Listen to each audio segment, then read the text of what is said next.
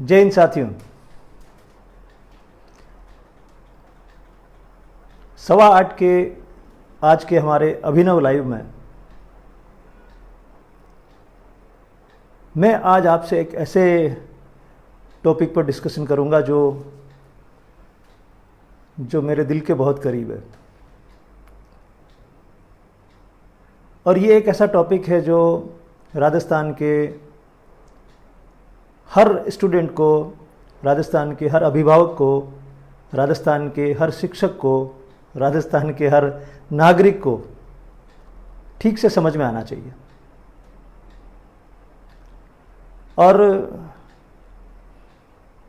ये एक तरह से जीवन का, यानी पढ़ने वाले जीवन का सूत्र है, आधार है। अगर ये समझ में आ जाता है तो मुझे लगता है कि एक स्टूडेंट्स का रास्ता बहुत बहुत सरल हो जाता है। हम इंतज़ार करेंगे अभी हमारी क्लास पूरी हो जाए। जैसा मैं रोज़ चाहता हूँ कि सोजना आ जाए तो क्लास शुरू करें।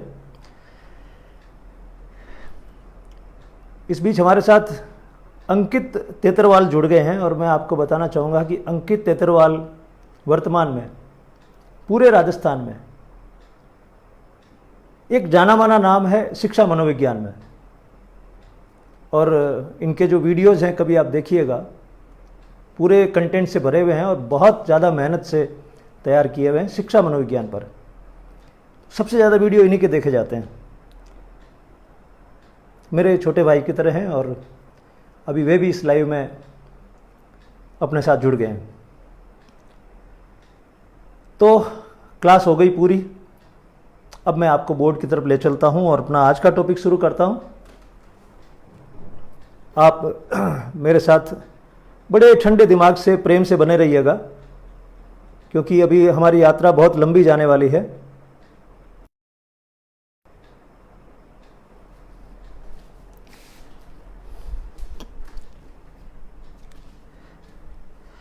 किसी भी स्टूडेंट के लिए जीवन में दो चीज़ें बहुत महत्वपूर्ण होती है। दो चीज़ों को लेकर वो परेशान रहता है। पहली चीज़, मन नहीं लगता है, पढ़ने में मन नहीं लगता है, मन नहीं लगता है। और हम सब इस चीज़ से गुजरे हैं। पढ़ने में मन नहीं लगता है, बाकी सब में मन लगता है। क्रिकेट में मन लगता है, टीवी में लगता है, व्हाट्सएप में लगता है, यूट्यूब में लगता है, लेकिन पढ़ने में मन नहीं लगता है। और इससे लगभग सारे स्टूडेंट्स गुजरते हैं। हम सभी इससे गुजर गए हैं। मैं एक बात आपको क्लियर कर दूं कि मैं जब भी आपके सामने ये सारी चीज़ें रख रहा हूं तो मैं दोनों चीज़ें देख रहा हूं। मैंने अपने जीवन में क्या अनुभव किया और आपने अपने जीवन में क्या अनुभव किया, और मैं इनको दोनों को जोड़ते हुए आगे बढ़ने की कोशिश कर रहा हूं। और हमारे अनुभवों को मैं एक वैज्ञानिक आधार देने की कोशिश कर रहा हूं कि इसका वैज्ञानिक आधार क्या है। और जब हम वैज्ञानिक आधार को समझेंगे तो हमें हमारी पिछली ज़िंदगी समझ में आएगी और हमारी अगली ज़िंदगी को हम अच्छे से प्लान कर पाएंगे। ये बात ध्यान रखिएगा। मैं भी जब आपके साथ अपने अनुभव साझा करता हूं तो एक तरह से मैं नया सीखता हूं। जैसा मैं आज हूं वैसा कल नहीं रहूंगा। आपके साथ ये बात करते करते मुझे भी कुछ नई नई चीज़ें सूझती हैं। मुझे लगता है नहीं, ये चीज़ मेरे अंदर भी कम थी, मुझे भी इसमें इंप्रूव करना चाहिए। तो मैं आपके साथ सीख रहा हूं। आज का जो टॉपिक है ये मेरे अनुभवों और आपके अनुभवों को मिलाकर, आपको ऐसा लगेगा कि ये सारी चीज़ें आपकी ज़िंदगी के करीब से गुजरी हैं या गुजर रही हैं। खासकर स्टूडेंट्स के लिए, लेकिन जो स्टूडेंट लाइफ छोड़ चुके हैं उनके लिए भी है, क्योंकि वो भी अभी चाहते होंगे उनके जीवन में और भी नई नई चीज़ें घटें जिनकी वो कल्पना करते हैं। कईयों की आधी अधूरी इच्छाएं रह गई, ये इच्छा पूरी नहीं हुई, हो जाए तो ठीक है। और सब में एक ही बात आती है कि आपका मन नहीं लगता है।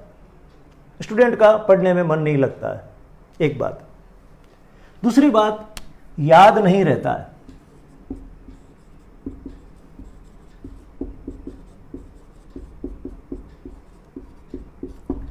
स्टूडेंट कहता है अगर ये दो चीजें हो जाए तो मैं किसी भी परीक्षा को पास कर लूँ। अगर मेरा मन लग जाए जैसा मेरा दूसरी चीज़ों में लगता है। और अगर मैं जो भी पढ़ता हूँ मुझे याद रह जाए तो फिर सफलता मेरे बिल्कुल पास में आके खड़ी हो जाएगी कि भाई क्या चाहता है, मैं आ गई। ये जो दो झंझट हैं ये बड़े नहीं हैं लेकिन हैं। और मुझे कई बार ये बात परेशान करती है कि राजस्थान और भारत में सबसे जरूरी जो विज्ञान है, हमारे जीवन की सबसे जरूरी विज्ञान है मनोविज्ञान, वो पढ़ाई नहीं जाती है। ना स्कूलों में कोई पढ़ाता है, ना कॉलेज में कोई पढ़ाता है, ना टीवी पे इस पे ज़्यादा चर्चा होती है, इसकी चर्चा नहीं होती है। और ये मनोविज्ञान एक पक्के वाला विज्ञान है, पॉजिटिव साइंस है, और ये स्थापित हो चुकी है पूरी दुनिया में। हम लोग उसको विज्ञान की तरह नहीं समझने की कोशिश कर रहे हैं, हम कोशिश करते हैं पहले के ज्ञान की तरह, और वहाँ कहीं हम चूक जाते हैं। हम इसमें दर्शन शास्त्र घुसाने की कोशिश करते हैं और दर्शन शास्त्र से इसको निकले हुए बहुत लंबा अरसा हो गया है। तो हम हमारी कहावतों मुहावरों से काम चलाना चाह रहे हैं, लेकिन उनको वैज्ञानिक आधार देने की जरूरत है।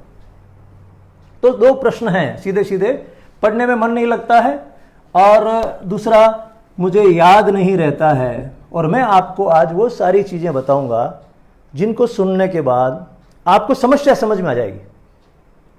और जब आपको समस्या समझ में आ जाती है तो उसके बाद समाधान ढूंढने में ज्यादा जोर नहीं आता है। हमारे साथ दिक्कत यही है कि हम समस्या को नहीं समझ पा रहे हैं, समस्या क्या है। और समस्या समझ में आ जाएगी तो समाधान अपने आप आपके पास आके खड़ा हो जाएगा कि मैं आ गया हूं।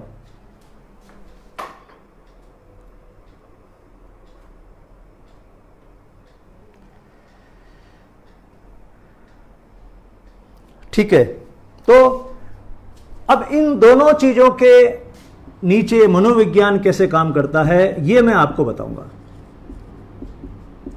और ये सब सुनी सुनाई बातें नहीं हैं, ये तथ्यों पर आधारित बातें हैं, प्रयोगों पर आधारित बातें हैं। पढ़ने में मन क्यों नहीं लगता है और याद क्यों नहीं रहता, इसके आधार में क्या मनोविज्ञान है, ये मैं आपको अभी बताऊंगा।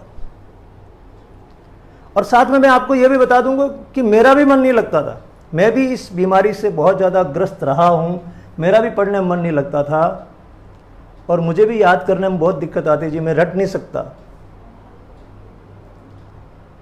लेकिन उसके बावजूद भी मैं सफल हुआ, एकेडमिक टर्म्स में सफल हुआ कि 10वीं में मेरे मात्र 54% थे केवल, और मैं डॉक्टर बनना चाहता था। 10वीं में जिसके 54% आते हैं वो सोच भी नहीं सकता, लेकिन मुझे लगा नहीं मुझे बनना है, तो मैं कैसे बना फिर डॉक्टर।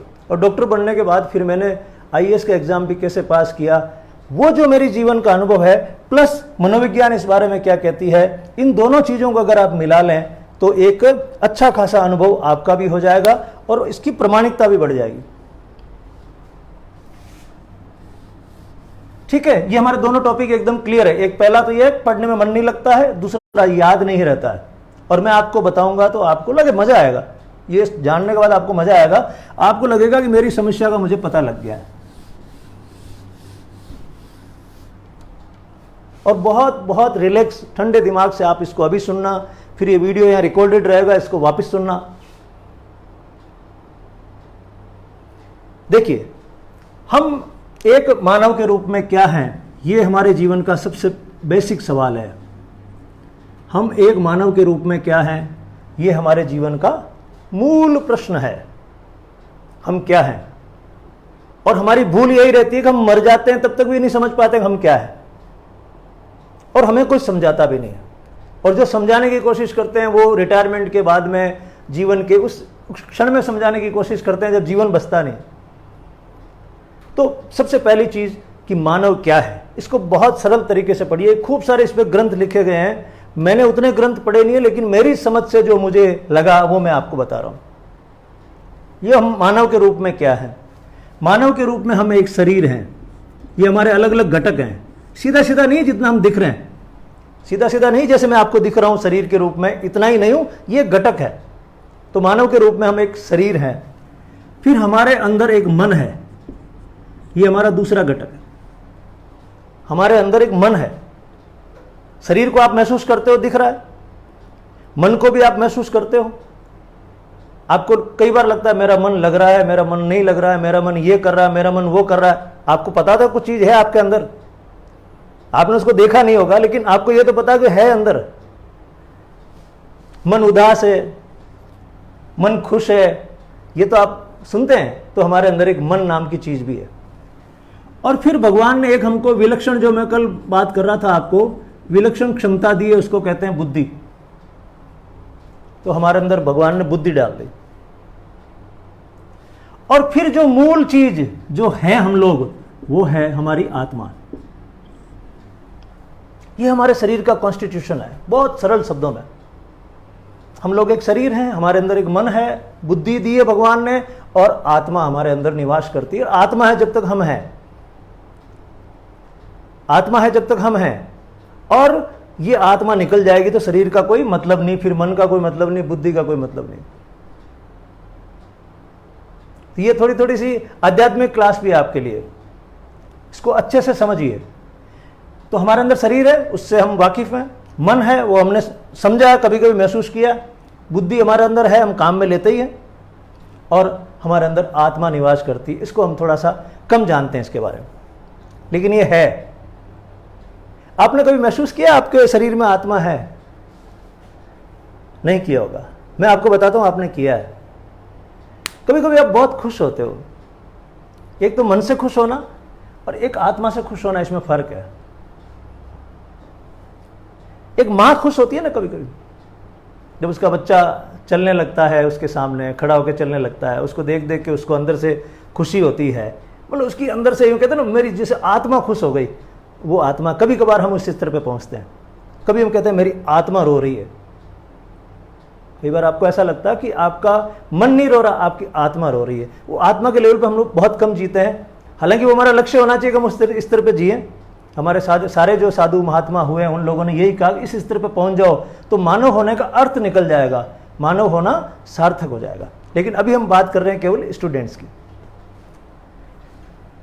वो अर्थ के बारे में एक और हमारे मनोवैज्ञानिक हैं, उनका नाम है मैस्लो। और मैस्लो ने एक फॉर्मूला बताया है हमारे जीवन का। ऐसे एक पिरामिड बनाया था अब्राहम मैस्लो ने। अब्राहम मैस्लो ने यह कहा था कि हम हमारे जीवन में हमारी आवश्यकताएं बदलती रहती है और उसके अनुसार जीते हैं। हम जितना इसमें ऊंचे स्तर पर जाएंगे, हमारा जीवन उतना सार्थक हो जाएगा। उन्होंने कहा कुछ तो हमारी मूल आवश्यकताएं हैं, पानी की, खाने की, ये हमारी मूल आवश्यकताएं हैं। ये आवश्यकताएं पहले पूरी होनी जरूरी है। उसके बाद हमारी सुरक्षा की आवश्यकता है। हम चाहते हैं हम सुरक्षित रहें। पहले तो होती मूल आवश्यकताएं, जिंदा रहने के लिए जरूरी है। फिर हमें सुरक्षा की रहती है कि हमें सुरक्षा होनी चाहिए, कोई हमको मारे नहीं, कोई हमारा नुकसान नहीं करे। सुरक्षा की हमारी आवश्यकता होती है। उसके लिए हम कोशिश करते हैं, ग्रुप्स में रहते हैं, छोटे छोटे ग्रुप बनाते हैं, सामाजिक समूह बनाते हैं सुरक्षा के लिए।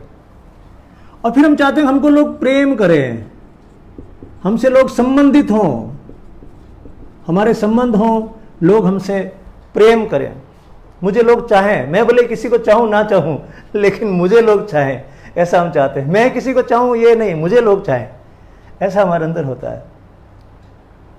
चौथी चीज होती है कि मेरी प्रतिष्ठा हो समाज में। ये सारा तो हो गया, खाने पीने का इंतजाम हो गया है, सुरक्षित है, कोई डर नहीं है, संबंधी भी हैं आसपास, खूब सारे चाचा ताऊ सब हैं। फिर आपको लगा मेरी समाज में प्रतिष्ठा होनी चाहिए। और प्रतिष्ठा कैसे होगी? नौकरी प्राप्त करने से, पैसा प्राप्त करने से, कोई पद प्राप्त करने से मेरी प्रतिष्ठा हो जाए, उसके लिए हम लोग कोशिश करते हैं। और उसके बाद जो होता है वो होता है सेल्फ एक्चुअलाइजेशन। सबसे बड़ी जो चीज है वो है सेल्फ एक्चुअलाइजेशन। अंग्रेजी में इसको ऐसा उन्होंने बोला था, हिंदी का उसका अर्थ बहुत अलग अलग तरह से आता है। हिंदी के जो अर्थ है ना, साइकोलॉजी वाले वो अर्थ थोड़ा सा डिफरेंट मीनिंग दे देते हैं। इसका मतलब है कि मैं जो होने के लिए हुआ हूं वो हो जाऊं, मेरा सेल्फ एक्चुअलाइज हो जाए, जो पोटेंशियल, जो ताकत, जो शक्ति मेरे अंदर भगवान ने दी है, मैं वैसा हो जाऊं। भगवान ने जैसा मुझे बना के भेजा है, जो प्रोग्राम मेरे लिए लिख के भेजा है, उस प्रोग्राम पे सार्थक हो जाऊं। ये अब्राहम मैस्लो का पिरामिड है। तो यहां पर ये भी पढ़ेंगे अपन, इस पे पूरा एक दिन एक क्लास होगी, साइकोलॉजी वालों की एक क्लास होगी। अब्राहम मैस्लो का जो थ्योरी है मोटिवेशन की, अभी प्रेरणा की, उस पे होगी। फिर वापस यहाँ आ जाते हैं। हमारा शरीर है, मन है, बुद्धि है और आत्मा है।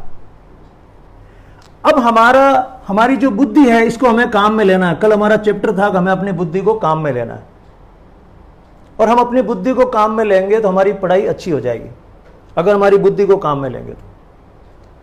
और हमारी बुद्धि को काम में लेने के लिए आत्मा वाला सवाल अभी छोड़ दीजिए।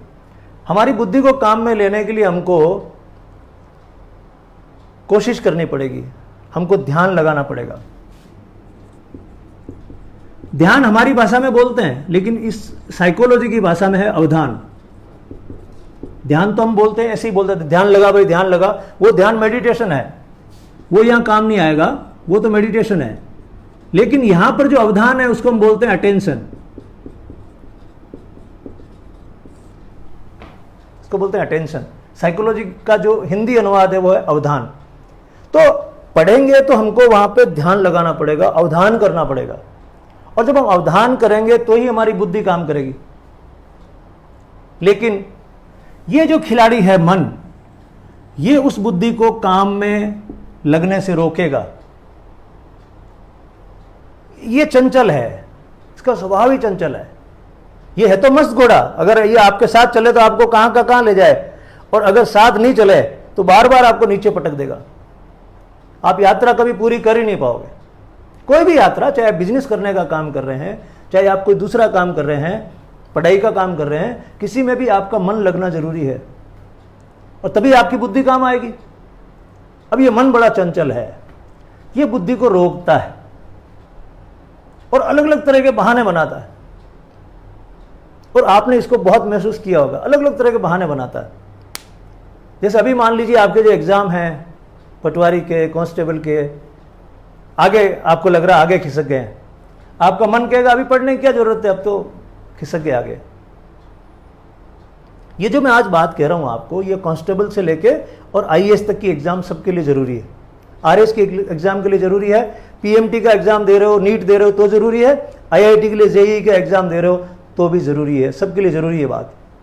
तो आपका मन है वो आपको डिस्टर्ब करेगा, और जब तक आपका मन डिस्टर्ब रहेगा तब तक आपकी बुद्धि काम नहीं करेगी। बुद्धि के लिए आपको एकाग्रचित चाहिए, अवधान चाहिए, केंद्रित चाहिए। वो होगा नहीं, और वो नहीं होगा तो बुद्धि काम करेगी नहीं। तो ये मन आपको डिस्टर्ब करेगा। फिर ये बहुत तेजी से खेलता है, जैसे कोरोना खेलता है तेजी से, ऐसे ही तेजी से खेलता है। आपको भी चलो कल से पढ़ाई करेंगे, अब बात तय हो गई है, जीवन में सफल होना है और कल से पढ़ाई करेंगे। और जैसे ही कल आएगा ये मन कहेगा कल से नहीं, सोमवार से करते हैं, बुधवार से करते हैं, और फिर लगेगा 1 तारीख नजदीक आ गई तो 1 तारीख से करेंगे, फिर आएगा दीपावली नजदीक आ गई, दीपावली के बाद करते हैं। ये मन रोज रोज आपको उस काम को करने से रोकता है। और फिर बहुत मूड बना के सुबह सुबह आप तैयार होते हो, पढ़ लेते हैं, उस समय में ये कहेगा देख व्हाट्सएप पे क्या आ गया है, देख बाहर लोग क्या कर रहे हैं। ये आपको उधर खींच खींच के ले जाने की कोशिश करेगा, और अक्सर ये कामयाब हो जाता है। ये बड़े प्यारे ढंग से, इसके अपने लॉजिक्स होते हैं, कुतर्क होते हैं, इसके बड़े मस्त वाले होते हैं, और ये आपके चारों ओर खेलता रहता है। मुझे लगता है ये बात आपको प्रैक्टिकली अपने आसपास लग रही होगी। क्या ऐसा होता है?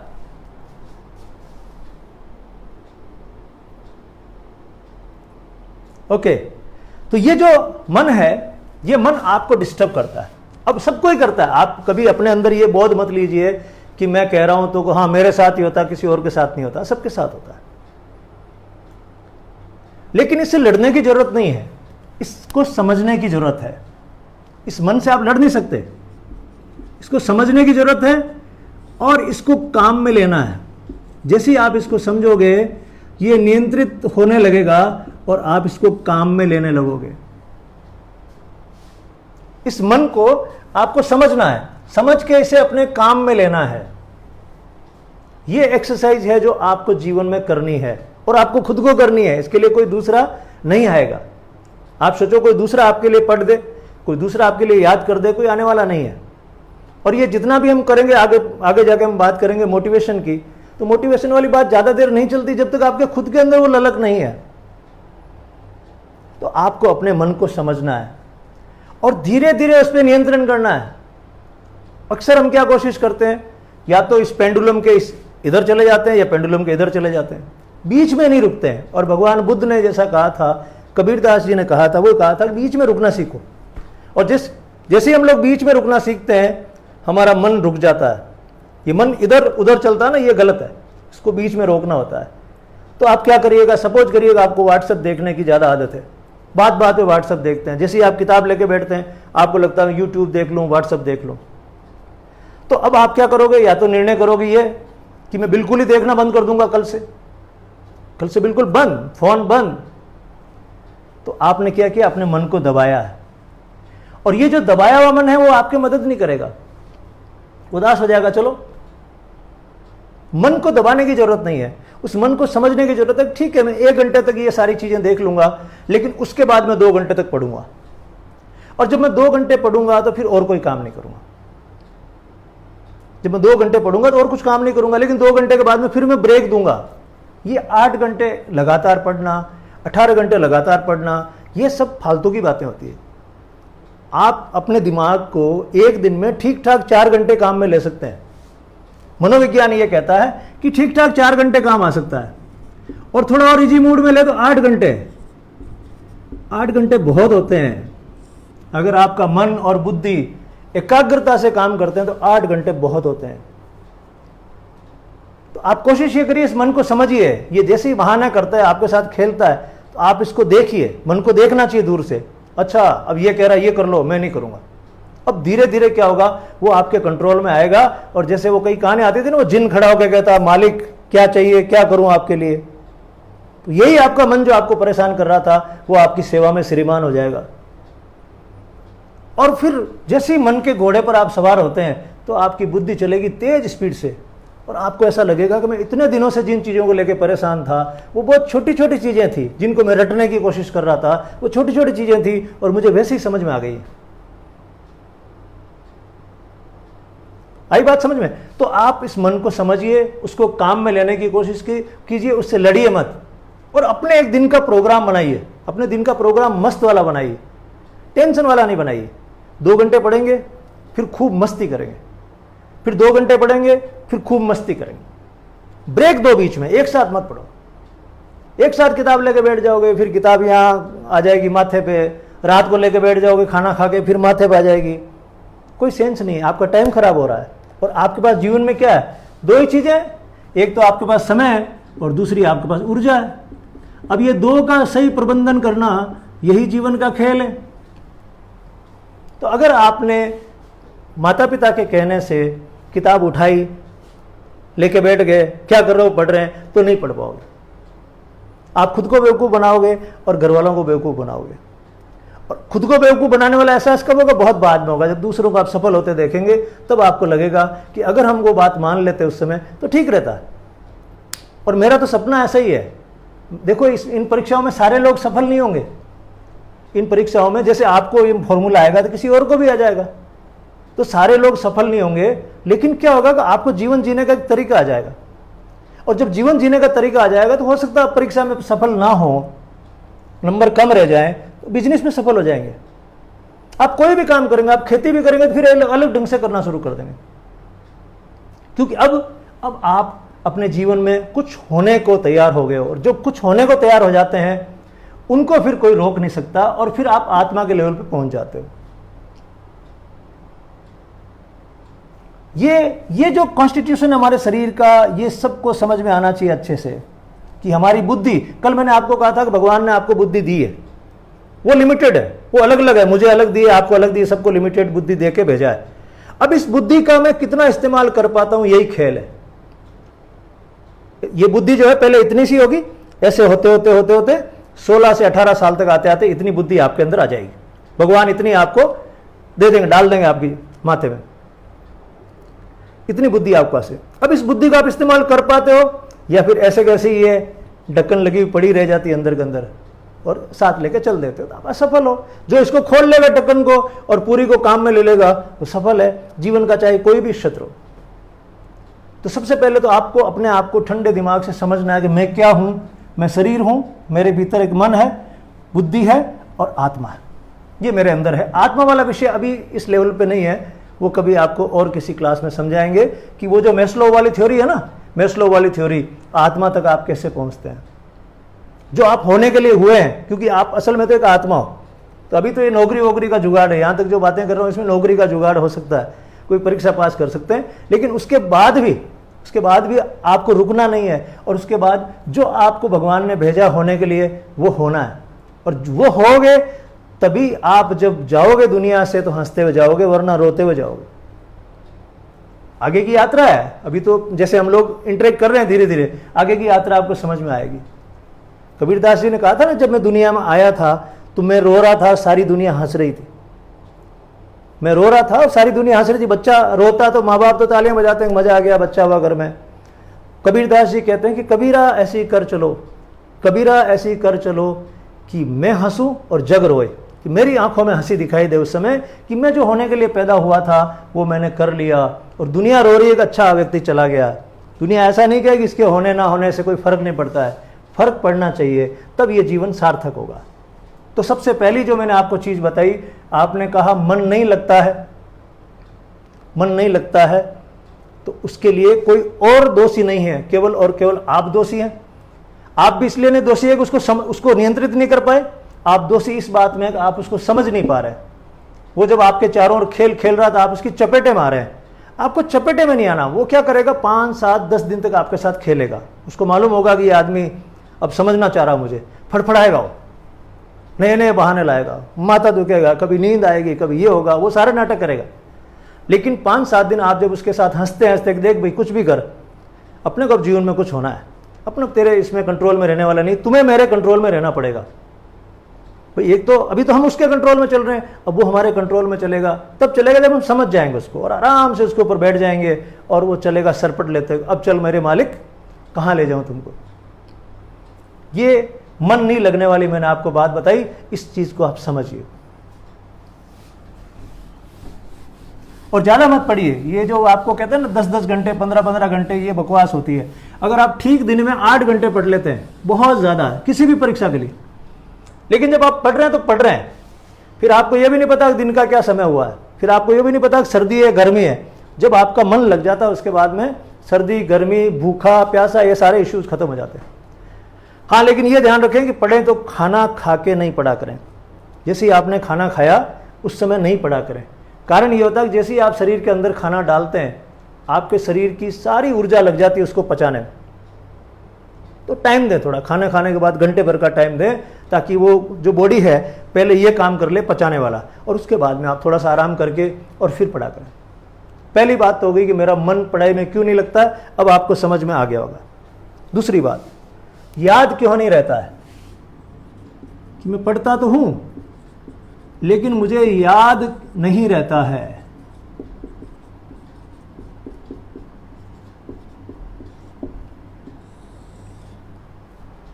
मेमोरी, मैं चीजों को याद नहीं कर पा रहा हूं, और एग्जाम में जाता हूं या जाती हूं तो मुझे ऐसा लगता है मुझे कुछ भी याद नहीं, मैं तो सब भूल गई। मनोविज्ञान का एक सूत्र मान लीजिए कि हम जीवन में कुछ भी नहीं भूलते हैं। हम जीवन में कुछ भूलते ही नहीं है। हमारे सामने जो भी चीज आएगी, हमारी आंखों के सामने जो भी चीज आएगी, ये हमारी आंखों के माध्यम से हमारे यहां पर रिकॉर्ड हो जाएगी। हमारी जो ये जीबी है अनलिमिटेड है, हमारी ये जीबी अनलिमिटेड है।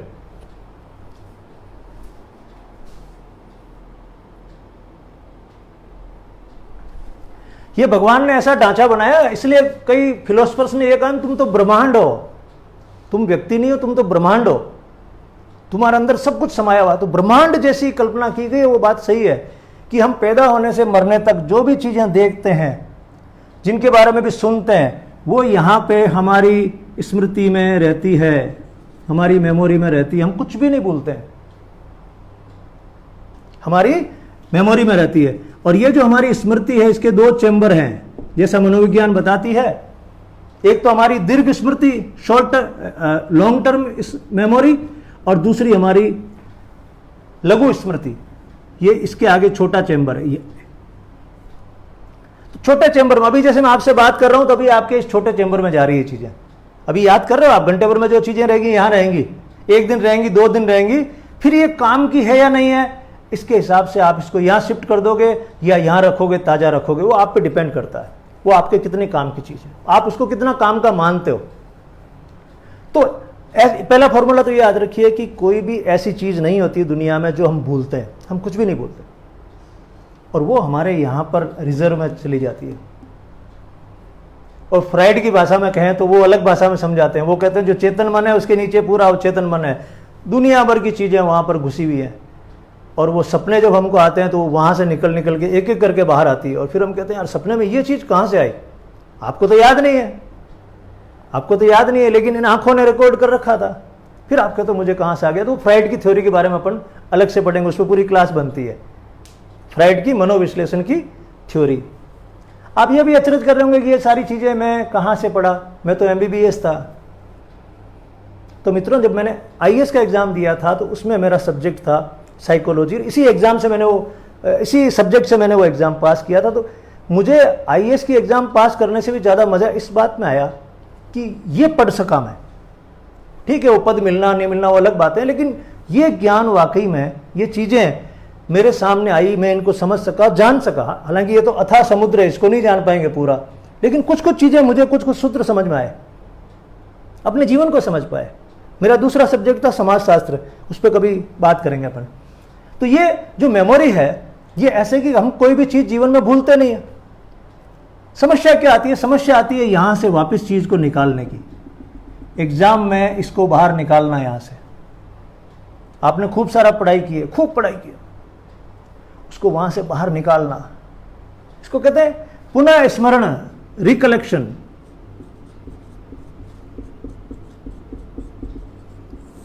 रिकलेक्शन, वहां से निकाल के बाहर लेकर आना, इसमें हमको दिक्कत होती है। तो वो क्यों होती है, उसका भी एक फॉर्मूला है। देखो, ये मनोविज्ञान हमारे पूरा जो दिमाग काम करता है उसका विज्ञान है। जैसे गणित है, जैसे भौतिक है, जैसे केमिस्ट्री है, बायोलॉजी है, इन्हीं की तरह से एक विज्ञान है। इसमें भी सारी चीज़ें सिस्टमेटिक है। जैसे मैंने आपको मन और बुद्धि का संबंध बताया था कि अगर आपका मन आपके कंट्रोल में नहीं है तो आपकी बुद्धि काम नहीं करेगी। ये फॉर्मूला है, ये आजमाया हुआ फॉर्मूला। आपको अगर नहीं, मेरा मन नहीं लगता, उसके बाद भी बुद्धि काम करेगी, तो कैसे करेगी बुद्धि? इसमें तो हो नहीं सकती। तो ये याददाश्त का फॉर्मूला ये है कि कोई भी चीज हम लोग भूलते नहीं, ये दिमाग से निकाल दीजिए। और जब भी कोई ऐसी सिचुएशन बनती है, कई बार उससे रिलेटेड कोई चीज आती है, हम कहते अरे ये तो उस दिन वाली घटना याद आई, मैं फलां 15 साल पहले मैं फलां बस स्टैंड पे था, तब ये घटना हुई। कहां से आई वो घटना याद? आप, क्योंकि वो घटना आपके पास रिकॉर्डेड है। अब एग्जाम में क्यों नहीं आ रही है वो चीज याद, वो मैं आपको बताता हूं। एग्जाम में वही चीजें, जो ऐसी घटनाएं याद आ जाती हैं, तो एग्जाम में वो कैसे आपको याद नहीं आती है, उसका मैं आपको कारण बताता हूं। देखिए, मनोविज्ञान का एक सूत्र है, ये सारे सूत्र हैं, फॉर्मूले हैं, और उन्होंने प्रयोग किए हैं। इन लोगों ने पिछले 100 साल में खूब सारे प्रयोग किए हैं। एक ग्रुप में ये प्रयोग किया, एक ग्रुप में ये प्रयोग किया। तो फॉर्मूला यह है कि हमें वही चीजें ज्यादा याद रहती हैं जिनमें हमारी रुचि होती है। फॉर्मूला यह है, एक पहला फॉर्मूला तो ये, हम कुछ भी नहीं भूलते, हमें उसको वापस निकालने में दिक्कत होती है। और निकालेंगे किन चीजों को? आराम से निकालेंगे, वहां चल रहे हैं हम लोग। तो रुचि यानी इंटरेस्ट,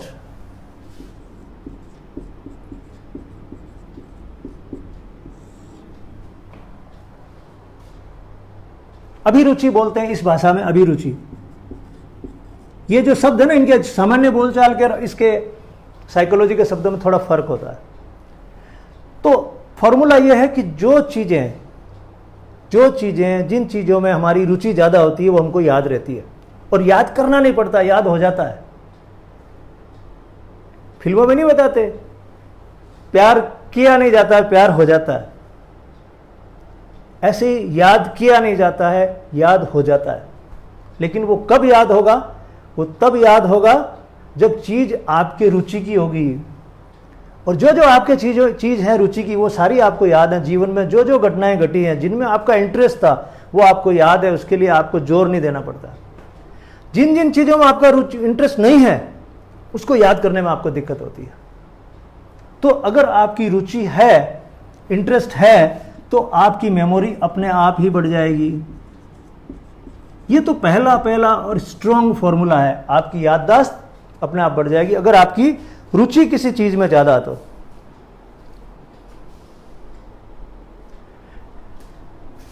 अब परेशानी यहीं पे आ रही है, परेशानी यहीं पे आ रही है।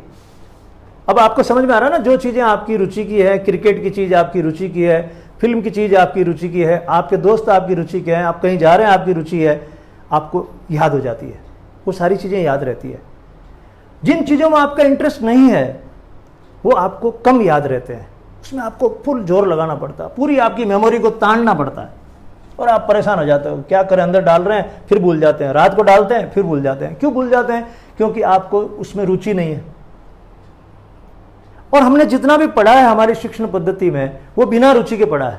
हम एग्जाम तक के लिए पढ़ते हैं, एग्जाम हुआ नहीं और शाम को जैसे आज फिजिक्स का 12वीं क्लास का एग्जाम हो गया, वापस आके हम उस किताब की तरफ देखेंगे नहीं, उस पेपर को ही नहीं देखेंगे, कौन से सही गलत हुए वो डाल के और उस किताब को रख देंगे और उसके पास नहीं जाएंगे, उसकी देखेंगे नहीं उसकी तरफ, क्योंकि हमारी कोई रुचि थी नहीं, हमारी रुचि नहीं थी नहीं, इसलिए पूरा जोर दे दे के कैसे करके हमने अपनी मेमोरी से काम चलाया। इंटेलिजेंस से काम नहीं चलाया, मेमोरी से काम चलाया। कल मैंने आपको कहा था कि इंटेलिजेंस और मेमोरी यानी बुद्धि और याददाश्त अलग अलग चीजें होती है। और जब आप बुद्धि से काम लेना शुरू करते हैं याददाश्त पे जोर कम पड़ता है, आप मजा लेना लगते हैं, आपको आनंद आने लगता है, अंदर से कुछ एंजॉयमेंट जैसा फील होता है आपको। पढ़ते हैं तो आपको लग रहा है मैं इसको यूं पढ़ लूं, इसको यूं पढ़ लूं, इसको यूं पढ़ लूं, वो पढ़ाई का आनंद अलग होता है। आपने 3 इडियट्स फिल्म में देखा होगा, आमिर खान वाला कैरेक्टर। अब देखो, अब आपको आमिर खान वाला कैरेक्टर याद है, क्यों? क्योंकि आपको रुचि आई उन तीनों दोस्तों को देख के, वो तो आपको अच्छे से याद है। उसको क्या होता था, उसको चीजें समझ में आ जाती थी, समझ में आ जाती थी तो वो याद नहीं करता। लेकिन उसी की एक फिल्म आपने की गजनी, उसमें चीजें याद नहीं आती थी, उसको याद दिलाते थे, सीन के पास ले जाए, वो कहता हाँ ये मुझे याद आया। ये याददाश्त का खेल है, लेकिन इसके पीछे विज्ञान है और ये हर स्टूडेंट को, हर शिक्षक को, हर अभिभावक को आनी ही चाहिए।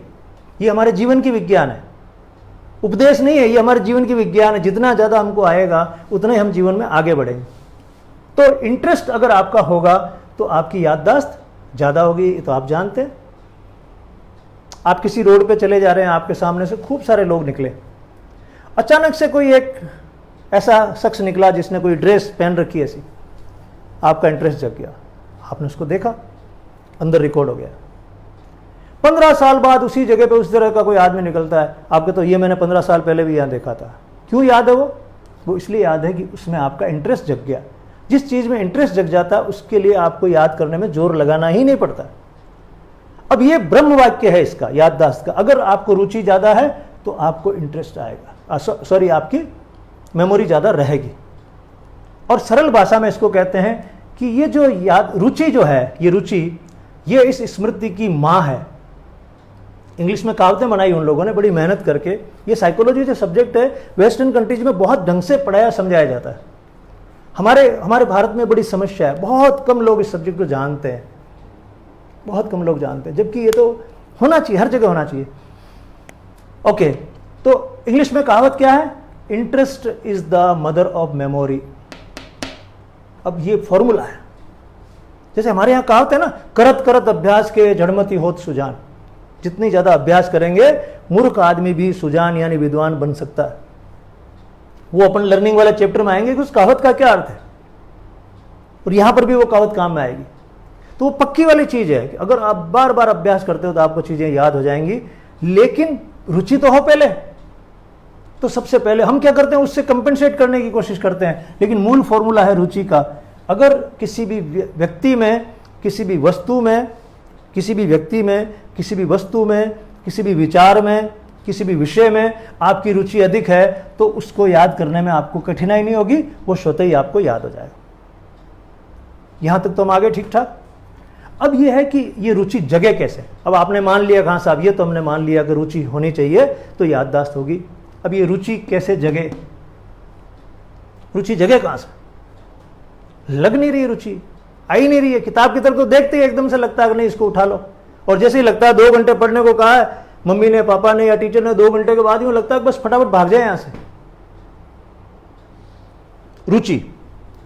रुचि कहां से पैदा हो गया? अब ये रुचि पैदा करने के लिए एक और चीज आपको चाहिए, उसका नाम है अभिप्रेरणा, मोटिवेशन।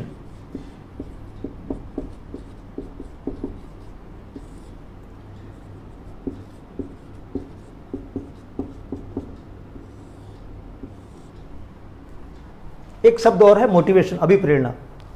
ये अभिप्रेरणा हमारे अंदर का एक जज्बा है, काम करने का जज्बा है। कभी कभी आपको लगता है कि ये तो मैं करूंगा ही करूंगा, फिर आपको कोई रोक नहीं पाता है। और कभी लगता नहीं मैं नहीं कर सकता, नहीं आता है। ये जज्बा, मैं इसको अपने टर्म्स में जज्बा बोलता हूं। अभिप्रेरणा शब्द ऐसा जो आप बहुत कम इस्तेमाल करते हैं। इसका टेक्निकल साइकोलॉजी का शब्द है अभिप्रेरणा, इंग्लिश में इसको मोटिवेशन कहते हैं। ये जो अभिप्रेरणा है या मोटिवेशन है, ये हमारे अंदर जितना ज्यादा होगा किसी भी चीज के लिए, उतनी हमारी रुचि ज्यादा होगी। ये नदी यहां से शुरू होती है। अगर आपने सोच रखा कि मुझे डॉक्टर बनना है, गहराई से सोच रखा, एक तो यूं नहीं हाँ बनना है, पढ़ाई लिखाई मैंने करता नहीं हूं, मन मेरा लगता नहीं है, लेकिन मुझे डॉक्टर बनना है। एक मेरे अंदर है, कुछ भी हो जाए मुझे डॉक्टर बनना है, कुछ भी हो जाए मुझे तो इस सर्विस में जाना है, कुछ भी हो जाए मुझे तो रीट की एग्जाम पास करनी है। वो जज्बा कितना मजबूत है ये डिपेंड करता है। ख्वाब होना अलग बात है कि मेरा ख्वाब है, अलग बात है, लेकिन वो ख्वाब जज्बे में बदलता है क्या? और जब वो जज्बे में बदलता है, उसके बाद आपको नींद वींद नहीं आती, उसके बाद आपको केवल और केवल वही चीज दिखती है, आपकी रुचि जग जाती है। कहीं भी कोई स्रोत मिलता है जानकारी का, आप टूट पड़ते हैं, ये लाओ ये भी मैं पढ़ूंगा, ये लाओ ये भी मैं पढ़ूंगा, ये लाओ मैं भी पढ़ूंगा। क्यों? क्योंकि मुझे तो करना है जिंदगी में, वो कुछ करना है। ये वाली जो सोच दिमाग में पक्की घुस जाती है, उसको बोलते हैं मोटिवेशन। और जब ये मोटिवेशन होता है तो रुचि अपने आप हो जाती है। फिर रुचि पैदा करने की जरूरत नहीं है, आपको अपने आप वैसी चीजें दिखने लग जाती है, ये मेरे काम की, ये मेरे काम की। फिर वो जो मैंने मन का आपको बोला था, वो मन अपने आप कंट्रोल हो जाता है। फिर आपके दोस्त कहते हैं बाहर चले गए, आपको नहीं चलूंगा यार, अभी नहीं चलेंगे यार, एक बार ये काम हो जाए उसके बाद चलेंगे दोस्त। वो मोटिवेशन जो है, अभिप्रेरणा, वो इस अभिरुचि की मां है। ये इसकी मां, वो उसकी मां। अगर वो है तो रुचि जग जाएगी, रुचि जग जाएगी, याददाश्त का झंझट ही खत्म है। मैंने आपको कहा ना, याद कोई करता है क्या? याद करने की कोशिश करना ही मूर्खता है। हो जाता है, उसके फॉर्मूले हैं, उन फॉर्मूले से जैसे आप कई कदम चलोगे तो अपना आप ही वहां पहुंचना हो जाएगा। आप पहुंचना चाह रहे हो, कदम नहीं चल रहे हैं आपके, पहुंचना चाह रहे हो, जब आप चलोगे तो अपना आप ही पहुंच जाओगे वहां पे, तो मंजिल तो मिल जाएगी ना आपको। लेकिन चलोगे जब होगा ना, तो यहीं से खड़े खड़े कदम उठाओ करोगे तो नहीं पहुंच पाओगे वहां तक। अभिप्रेरणा से पैदा होती है अभिरुचि, अभिरुचि से पैदा होती है स्मृति, याददाश्त।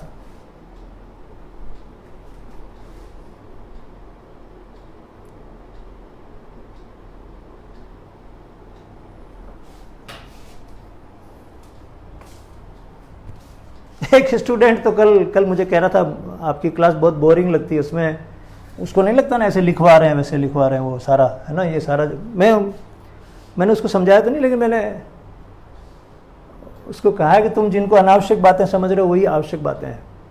किताबें हैं आपके पास, पढ़ लेना उसमें से। वो सारी की सारी जो लिखी हुई चीज़ें वो यहाँ लिखवा दूंगा तो फ़ायदा क्या होगा उसका? दोनों का समय खराब होगा। मैं यहां पर हूं इन चीजों को क्लियर करने के लिए, एक बार उनको क्लियर करूं, बेसिक बातों को मजबूत करूं। अभिप्रेरणा से अभिरुचि जगती है और अभिरुचि से स्मृति अपने आप हो जाती है। इसलिए अंग्रेजी में फिर वो लोग कहते हैं motivation is the grand mother of memory. इसकी वो नानी है मोटिवेशन। नानी होगी तो मां होगी, मां होगी तो बेटी होगी। अब अगर मोटिवेशन हमारे अंदर नहीं है, मोटिवेशन हमारे अंदर नहीं है तो इंटरेस्ट जगेगा नहीं और मेमोरी हमारी हमेशा कम रहेगी, हम परेशान ही रहेंगे। 3 साल से दे रहा हूँ कांस्टेबल की एग्ज़ाम, 4 साल से बैठा हूँ जयपुर में, 5 साल से अजमेर में बैठा हूँ, तैयारी कर रहा हूँ। तैयारी गलत तरीके से कर रहे हो, तैयारी सही तरीके से नहीं कर रहे हो। अगर सही तरीके से तैयारी करोगे तो असफल कैसे हो सकते हो? ये फॉर्मूला तो अपनाना ही पड़ेगा, ये फॉर्मूला तो आपको अपने कमरे में लिखना ही पड़ेगा कि ये फॉर्मूले पे मैं आज के दिन चला या नहीं चला, रोज गिनना पड़ेगा आपको। ठीक है, तो ये अभिप्रेरणा, अभिरुचि और अभी आपको अपने अंदर झांकने की जरूरत है। जो मैंने दोनों बातें कही कि पढ़ने में मन नहीं लगता है और याद नहीं होता है, तो पढ़ने में मन नहीं लगता है और याद नहीं होता, इनके पीछे ये थ्योरीज काम करती हैं मनोविज्ञान की। और ये जो अभिप्रेरणा होती है दो जगह से आती है। आपके अभिप्रेरणा आएगी कहां से? एक तो आती है बाहर से, इसको बोलते हैं बाह्य, एक्सटर्नल, और एक आती है अंदर से, आंतरिक, इंटरनल। अब एक तो आपके अंदर जचा हुआ खुद के कि मुझे तो ये करना ही है, तो भी आप अभिप्रेरित हो सकते हैं। एक किसी को देख लिया, अखबार में किसी का फोटो देख लिया, पड़ोसी को देख लिया, पटवारी बन गया, कांस्टेबल बन गया, आरएस बन गया, उसको देख लिया, उससे भी आपको लग सकता है मुझे भी बनना है। अब वो कितना अंदर जाता है ये आगे की साइकिल को तय करेगा। तो बाहर से भी प्रेरणा आ सकती है। या आपने किसी का भाषण सुन लिया, मजा आ गया सुनने के बाद में। अब सुनने के बाद या तो शाम तक तो जोश रहा और सुबह उस मन ने खेलना शुरू कर दिया कि उनकी बात तो बढ़िया थी, बात तो बढ़िया थी, लेकिन करेंगे कल से, परसों से करेंगे। वो मन अगर आपके कंट्रोल, मोटिवेशन हो गया और मन आपके कंट्रोल में नहीं रहा तो मोटिवेशन धड़ाम से नीचे गिर जाएगा। इसलिए मैंने आपको दोनों चीजें बताई कि इधर आपके मन का खेल और इधर ये वाली साइकिल। इन दोनों को आपको समझना होगा, खुद को समझना होगा। आप देखिए, आपको ना तो आपके पिताजी समझा सकते, ना आपका शिक्षक समझा सकता, आपको खुद को समझना होगा। ये बड़ी भ्रांति है। वो लोग आपके साथ खड़े हो सकते हैं, आपको सहयोग कर सकते हैं, लेकिन चलना तो आपको पड़ेगा। वो घसीट घसीट के आपको कितना ले जाएंगे, और आप भी अपने आप को घसीट घसीट के कितना ले जाओगे। तो कोशिश करनी चाहिए कि आप चलो, कॉन्फिडेंस के साथ चलो, इन फॉर्मूलों को समझ लो। तो प्रेरणा बाहर से, अंदर से, दोनों से आती है। अंदर वाली ज्यादा काम की होती है, बाहर वाली में थक जाते हैं हम थोड़ा चल के, फिर वापस पंप भरना पड़ता है। अंदर वाली आपको ले जाती है याददाश्त की तरफ। और आप देखना, अगर मन लगा के किसी दिन पढ़ोगे, मोटिवेटेड होके पढ़ोगे, एक दिन में आप इतना पढ़ जाओगे जितना आप एक महीने में नहीं पढ़ सकते। एक दिन में आप इतना पढ़ लोगे जितना आप एक महीने में नहीं पढ़ सकते। ऐसी कोशिश करना। और अगर आप इन फॉर्मूलों को जुटलाने की कोशिश करते हैं तो आप खुद को जुटलाते हैं, खुद को धोखा देते हैं। अगर आप चाहते हैं बड़ा आराम से कोई आपको पटवारी बना दे, कांस्टेबल बना दे, फर्स्ट ग्रेड का टीचर बना दे, आरएस बना दे, आईएएस बना दे, तो आप खुद को बेवकूफ़ बना रहे हो। आप केवल हवाई सपने देख रहे हो, खुद को धोखा दे रहे हो, अपने पेरेंट्स को धोखा दे रहे हो, और आगे आने वाली जनरेशन को धोखा दे रहे हो। तो इन फॉर्मूलेज को अपनाना। और मैं पढ़ने के लिए नहीं कह रहा हूं खाली पढ़ने में मन लगाना है। हो सकता है आपका मन किसी और चीज में लगे तो फिर पूरा लगे। वहां पर भी ये नहीं कि पढ़ाई भी नहीं की, वो काम भी आधा अधूरा किया और सब तरफ से गए। तो जो भी काम जीवन में करना है उसमें मन लगाना है, नंबर एक। और दूसरा, अभिप्रेरित होकर करना है, पक्का सोच के चलना है कि ये तो करना ही है। ये दो चीजें आप ध्यान रखिए। ये जो याददाश्त है, इसका मूल फॉर्मूला तो यही है, इंटरेस्ट, लेकिन इसके साथ अभ्यास भी काम आता है। अब कुछ और छोटे छोटे फॉर्मूले इसके साथ में याददाश्त के। एक तो आप चीजों का थोड़ा अभ्यास बार बार करेंगे तो याद करने में आसानी हो जाएगी। करत करत अभ्यास के जो कहते हैं, practice makes a man perfect. तो अभ्यास भी आपको करना चाहिए। ये तो मूल चीज है। मोटा मोटा काम तो हो गया, लेकिन उसको और परफेक्ट बनाने के लिए आपको अभ्यास करना पड़ेगा। उसको अभ्यास का नियम कहते हैं। आपको समझना पड़ेगा चीजों को, समझ के, और उनको अपने मन के अंदर, अपनी मेमोरी में व्यवस्थित रखना पड़ेगा, जमा के रखना पड़ेगा, लिखना पड़ेगा, ठीक से लिखना पड़ेगा। तो जो जमाई हुई चीजें रहती है, मान लीजिए आपकी अलमीरा में जमाई हुई चीजें, ये किताबें यहाँ रखी है, फिजिक्स की यहाँ रखी है, इसके नोट्स यहाँ रखे हैं, इसके यहाँ रखे हैं, ये मेरे कपड़े रखे हैं, ये टॉवल यहाँ रखा है, मोजा यहाँ रखा है, और अचानक से 5 मिनट में आपको चाहिए, आप जाके वहां से निकाल लेंगे बिना घबराहट के। मोजे तो नीचे रखे हुए। ऐसे ही आपको अपने दिमाग में इन सारी जानकारियों को व्यवस्थित करके रखना है। तो कैसे करना है? लिख लिख के। और लास्ट में आपको बात कहूंगा, लिख लिख के इसलिए करना चाहिए क्योंकि मैं जो बोल रहा हूं ये हो सकता है आप भूल जाएं, लेकिन जो मैंने आपको ये डायग्राम बनाया है इस तरह का, अब ये आपके दिमाग में ज्यादा याद रहेगा। मनोविज्ञान कहती है देखी हुई चीजें ज्यादा याद रहती हैं सुनी हुई चीजों की बजाय। तो आप क्लास में एक तो सुन रहे हैं, किसी का लेक्चर वन वे सुन रहे हैं, जैसे मुझे आप वन वे सुन रहे हैं, सारी बातें याद नहीं रहेंगी। और एक मैं जो चीजें लिख रहा हूं बोर्ड पे, ये सारी चीजें आपको ज्यादा याद रहेंगी। आप भी क्या करो, चीजों को लिखने की कोशिश करो।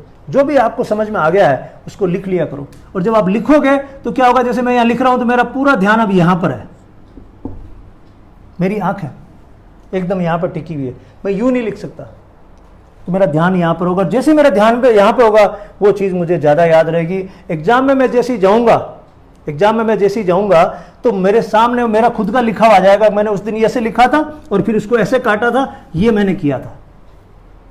तो अभ्यास करना है, बार बार समझना है, उनको व्यवस्थित करना है और उनको अच्छे से लिखना है, क्योंकि देखी हुई चीज़ें आपको ज़्यादा याद रहती हैं। ये याद करने के फॉर्मूले हैं। मुझे ऐसा लगता है कि ये सारी चीज़ें आपको 8वीं में, 10वीं में, 12वीं में बराबर वो सारी जो दूसरी पढ़ाइयाँ करवाते हैं उसके साथ साथ करवानी चाहिए, क्योंकि ये अगर हो गई तो आगे का रास्ता आसान हो जाएगा। अगर ये नहीं हुई तो फिर दुनिया भर के आपको बहाने, नाच ना जाने आंगन टेढ़े वाले बातें चलेगी। ये सर क्या पढ़ा रहे हैं वो हमको समझ में नहीं आ रहा, ये सुबह पढ़ाते तो अच्छा रहता, शाम को पढ़ाते तो अच्छा रहता, अभी तो मेरा मन नहीं लग रहा है, ये किताबें इस मीडियम में होती तो अच्छी होती, ये होता। आपके पास बहाने फिर दुनिया भर के, मैं भी पढ़ लेता अगर ऐसा होता, मैं भी ये कर लेता अगर ऐसा होता। वो फिर बहानों की दुनिया है, उसका कोई अंत नहीं है। मुझे लगता है कि दोनों चीज़ें आपको याद क्यों नहीं रहती है, चीज़ें आपका मन कैसे आपके साथ खेलता है, आपका मन क्यों नहीं लगता है और आपको याद कैसे नहीं रहती है, याददाश्त कहाँ पर जाके हमको धोखा देने लगती है, ये दो चीज़ें क्लियर हुई होंगी। खूब सारी बातें किया करेंगे हम लोग। ये हमारा जो प्रयोग है, ये जो लॉकडाउन का टाइम मिला है, ये कहते हैं ये जो चुनौती है ये नए अवसरों का सृजन करेगी। मेरी आदत है नहीं इस तरह से कैमरे पे बोलने की, मैं तो बड़ी क्लासेस का आदी हूँ। बड़ी क्लासेस हों, सामने स्टूडेंट बैठे रहें, तरह तरह के वो सवाल पूछें, क्योंकि सवाल नहीं पूछेंगे तो क्लास का मज़ा नहीं है। मैं ये मानता हूँ कि क्लास वही सफल है जिसमें स्टूडेंट खूब सारे सवाल पूछते हैं, और मैं उसको एंजॉय करता हूँ। अभी यही इसमें ही रह के, इस दायरे में रह के, और कोरोना देवता के कारण से ये काम करना पड़ेगा, तो मैं ये भी सीख रहा हूँ। लर्निंग चलती रहती है ना, तो मैं भी आपके साथ ये सीख रहा हूँ। मैं कोई परफेक्ट आदमी नहीं हूँ इन चीज़ों में, इस कैमरे से रिकॉर्ड करने में, इसलिए मेरा कोई अभी चैनल वैनल ज़्यादा व्यवस्थित हो भी नहीं पाया। लेकिन लॉकडाउन में मैंने सोचा कि स्टूडेंट्स को मिस कर रहा हूँ, तो स्टूडेंट्स को के साथ कनेक्ट होने के लिए मैंने ये जुगाड़ पद्धति अपनाई। आने वाले समय में हो सकता है ये जो चीज़ जुगाड़ अभी लग रहा है, आने वाले समय में रूटीन बन जाए और मैं भी पारंगत हो जाऊँ। खाली कैमरे के सामने बोलना बहुत अजीब सा लगता है, सामने लोग नहीं हो तो ये तो मैं यूँ मान के चल रहा हूँ, आप सामने बैठे हो और आपके वो कमेंट्स आते हैं तो मुझे लगता है आप सुन रहे हो, देख रहे हो, तो थोड़ा मेरी एनर्जी रहती है। वरना एकदम खाली दीवार के सामने बोलना बहुत मुश्किल काम है। तो करेंगे आने वाले दिनों में, वो भी कोशिश करेंगे कि ऐसा रास्ता निकल जाए जिसके कारण अपन ज़्यादा से ज़्यादा पढ़ सकें। मैंने आपको वादा किया था कि मैं खूब सारी क्लासेस करूँगा, अलग अलग सब्जेक्ट्स पे करूँगा। अभी तक मैंने साइकोलॉजी पे 2 क्लास की है, व्यक्तित्व पे 2 मैंने की है, इंटेलिजेंस यानी बुद्धि पे 1 मैंने जनरल क्लास आज कर दी कि ये झंझट रहता है स्टूडेंट्स को, अभिभावकों को भी रहता है, सबको रहता है। तो ये क्या है, इसके पीछे मनोविज्ञान क्या है, ये मैंने क्लियर कर दी। आने वाले दिनों हम हिस्ट्री की, कॉन्स्टिट्यूशन की, कोई भी चीज़ की, जैसे मैं इन दिनों में किताबें लिख रहा हूँ, तो जो भी मुझे लग जाएगा वो मैं आपके सामने रख दूंगा। जैसे मैं आपको कहूँगा कि मैं एक साथ आपको बीकानेर और गंगानगर और हनुमानगढ़, इनको मैं एक साथ आपको पूरा का पूरा समझा देता हूँ, एक ही साथ आपको उसकी हिस्ट्री, उसकी इकोनॉमिक्स, उसकी ज्योग्राफी, उसकी कल्चर, देवता, मंदिर, सब कुछ 3 जिलों का एक ही साथ आपको लिखवा दूंगा। ये इंपॉर्टेंट है। ऐसे पढ़ाई करने की अपन कोशिश करेंगे। किस दिन कोई एक पर्टिकुलर सब्जेक्ट ले लेंगे कि भाई अनुच्छेद हम 1 से शुरू करेंगे और सीधा 36 तक चले जाएंगे, अनुच्छेद 1 वहाँ से लेके सीधा 36 तक चले गए। ऐसे ऐसे खूब सारी शुभकामनाएं। मुझे लगता है कि चीज़ें सरल हुई होंगी आपको, और भी खूब सारी चीज़ें जो मेरे पास है मैं आपके साथ शेयर करूँगा। जय हिंद।